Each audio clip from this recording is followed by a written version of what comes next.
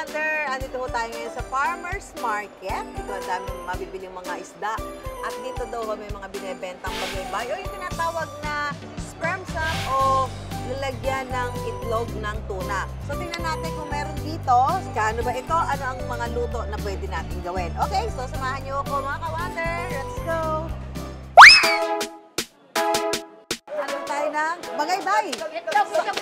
Asan ba si Bagaybay? Bagaba. Natakot naman ako sa'yo.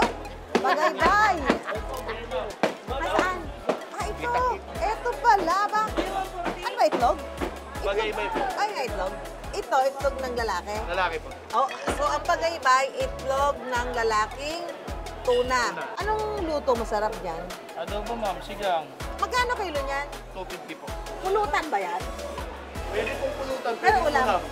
Anong lasa kaya? Lasa atay? Parang gano'n lang ma'am. Akalain mo yun, patapo na, kinakain pa rin pala. Para all-in ang experience, ako na rin ang naglinis. Madali lang naman ito, mga ka-wonder. Yan. Manipis lang. Parang gano'n lang siya ma'am. Yan. Yan. Tatanggalin mo lang kapraso. Yung mas maberde pa. Yes ma'am. Pero yung yellow. Kahit hindi na po. Yan. Medyo malambot lang talaga siya pag naluto. Ayan mga ka-wonder, nakabili na kami ng bagaybay. 2 kilo itong binili ko dahil patitikin natin lahat ng kasama natin. Magluluto tayo ngayon ng adobong bagaybay. Hindi pa ako nakatikim nito actually. Pero sabi, ang masarap daw na luto dito ay adobo. Sa pagluluto ng adobong bagaybay ng tuna, unang igisa ang sibuyas at bawang. Isunod ang bagaybay ng tuna. Lagyan ng toyo, paminta, asin at daw ng laurel. Yan, pag nakita mo, parang ang galing niya maluto, oh. Isunod ang suka at pakuluing mabuti.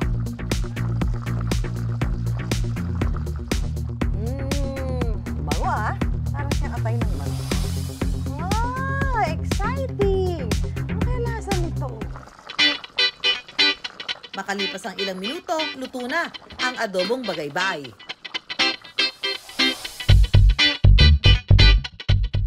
Pero hindi naman mawari ang itsura nito.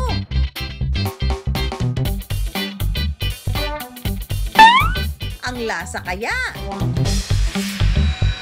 Lasang atay ng manok. Makinis. Basta kung ano yung texture ng atay ng manok, gano'n. Mas malapot, mas malagkit yung atay ng manok. Ito, madulas lang siya. Siyempre, hindi pwedeng ako lang ang titikim. Ano kaya ang say ng ating mga kapuso? Pero ito ay adobong sperm sac. Ala, ayoko po.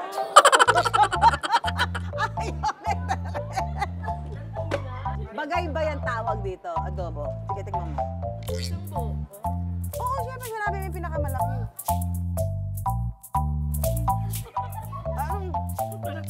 Lumaki na. Yung adobo na. Mainit yan, guy. Masarap. Oo. Sama adobo. Ang texture. Parang siyang squid. Sarap, creamy. Creamy. Ay, yun, tama. Creamy. Yung pala hinahanap ko sa description. Creamy yung laman niya. May pagka-creamy, no? At may special guest tayong titikim. Isa sa mga hinahangaang mamamahayag.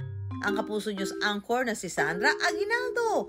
Pasado kaya sa kanyang panlasa? Adobo daw ang masarap na luto. Ba't kinuha mo maliit? Dapat malaki. Sige. Tingnan mo na saan. Oo. Sarap ka na pala talaga magluto, no? Parang ngayon lang talaga ako nakatikim nito kasi kakaiba yung texture niya. Texture Akala ko kinis. parang liver ng Manok. ng manok. Kasi Oo. itsura eh. Tapos yung texture niya. Pero hindi, mas maano siya malambot. Nung sinabi niya yung pangalan, medyo ako eh. Nag-hesitate ako eh. Pero masarap. Kasi tingnan niyo naman yung itsura. Di ba? In a scale of 1 to 10, Sans, ano score mo dito? Siyempre 10. Ang bagaybay ng tuna, approve!